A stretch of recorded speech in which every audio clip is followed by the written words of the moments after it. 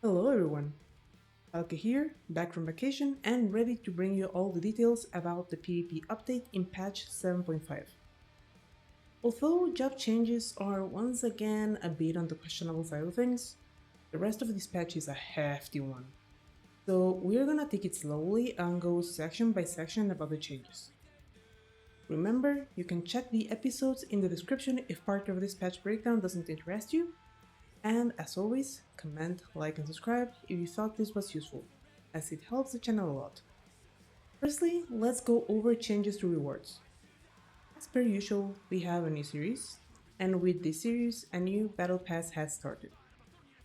If you forgot to claim your rewards before the patch, don't forget that you can simply click on the previous series button on the top left to go back one series and finish claiming your trophies if you wish to. 5 new rewards have been added. The Orchestral Operations emote at level 5, which you can see on screen. The Archaea Harmonious Framers kit at level 10.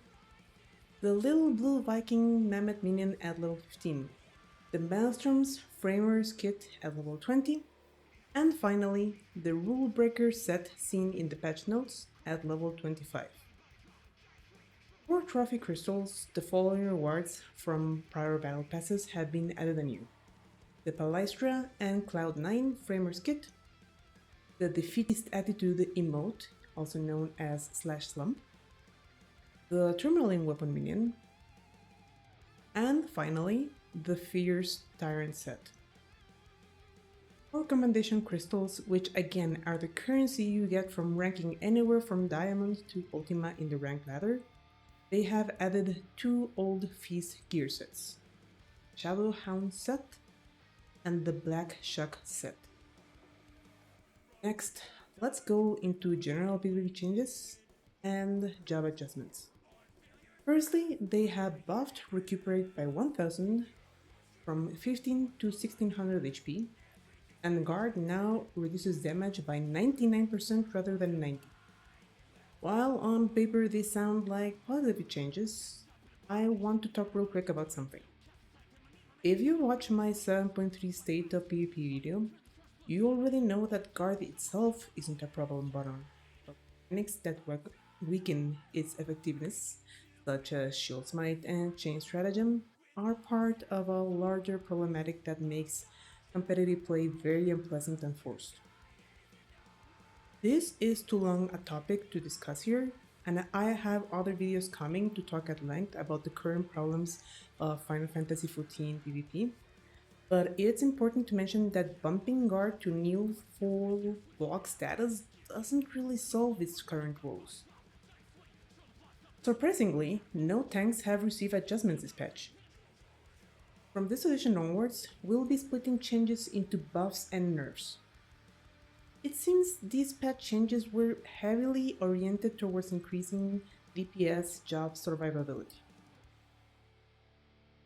Dragoon sees a nice boost to its survivability in the form of increased self-healing from Chaotic Spring and a shorter recast time for Horrid Roar. Similarly, Ninja's Meisui has had its regen bumped from 4000 to 5000. Viper sees a nice number of survivability adjustments to the potency of Blood Coil and Sanguine Fist, both of which are heal steal skills. An additional 50% heal steal added to the first step of its LB, and a movement speed buff on its Cap Closer, Slither.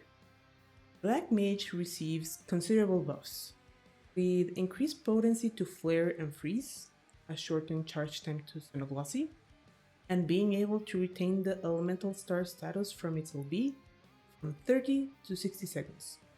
Get chasing, Black Mages! Summoner has received a much needed damage reduction buff after using Mountain Buster, its melee range stun. Red Mage will now have both increased damage dealt and decreased damage received as part of its melee combo, and Forte now lasts 1 more second. White Mage's Cure 3 no longer has heal potency falloff after hitting its first target.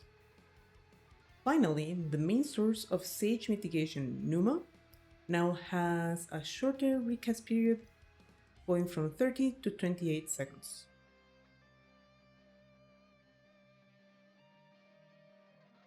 Samurai self-healing and mitigation buff from last patch has been reverted to what it was prior to 7.45. Its damage remains the same, but it may result a lot easier to bring down this bruiser during this patch. Dancer's very unnecessary recurring waltz buff from last patch has been reverted as well.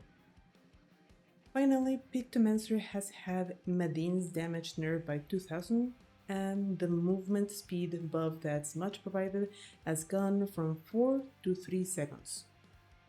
Now, even as a Pictomancer main myself, I think these are a bit of a band-aid nerf, and not enough to bring it in line with other jobs. So I guess we'll see if Square Enix swings wider next patch. Right, on to talking about the new map, which you have already been seeing a little bit of gameplay on this video. Archaea Harmonious has been added to the CC map rotation. It brings with itself a few new mechanics, such as the Etherometer, which is essentially a mini checkpoint with extra stakes, since rather than merely interrupt its unlocking, the enemy stepping into it outright restarts its charge. Unlocking the Etherometer is necessary to manifest the bridge, which allows the crystal to reach the actual 50% checkpoint. Other mechanics include the Jump Glyph, which I haven't really gotten to test that much yet, and the Healing Glyph, a small area in front of each spawn that provides a speedy and heavy regen. This is intended to be a measure to stem and defend from chases to spawn, since these make it very hard to recover from a lost 50%.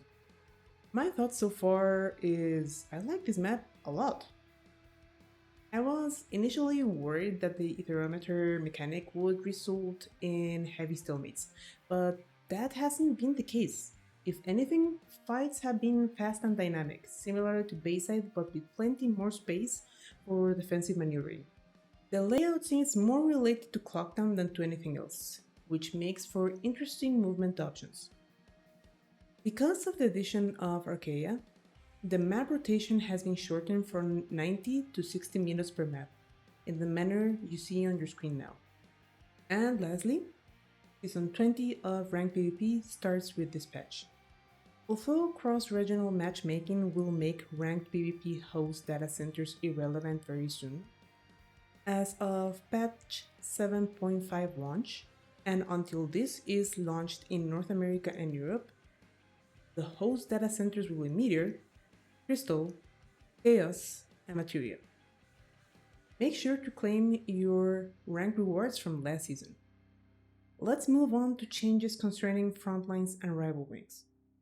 Bloodbath's buff to damage dealt has been buffed considerably from 10% to 25%. Meanwhile, Smite remains the same, but now goes through guard. In line with the changes to recuperate, Healen now has no cast time and heals for 1600 when targeting others, while healing for half as much when targeting self.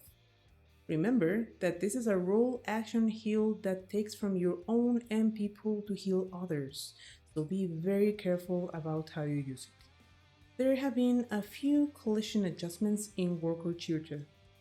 Finally, the map rotation for Frontlines campaigns has changed from Worker sharing each day with all other campaigns to it being the last map in the Frontline map rotation, wedged between Onsel and Seal Rock.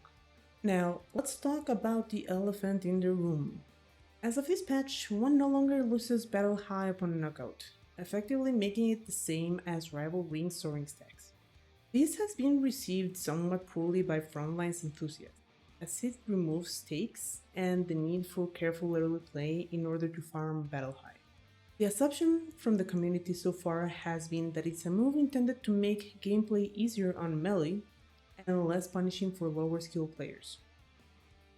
I myself haven't had time to experience Frontlines during patch day, so I'll keep my opinion to myself until I have spent a few hours playing, but I'm curious to see where this decision actually falls between what the players think and what the devs think. One thing I do find interesting is the adjustment to battle high rating gained from knockouts. Before patch, you got 8 points for knockouts and 4 points for assists, no matter who you knocked down. But as of this patch, the earnings are much better on battle high 3, 4, and 5 players, which in essence puts a bounty on them. As these players will no longer lose battle high upon knockout, the risk is lessened for them and they don't need to turtle as much to retain their rating.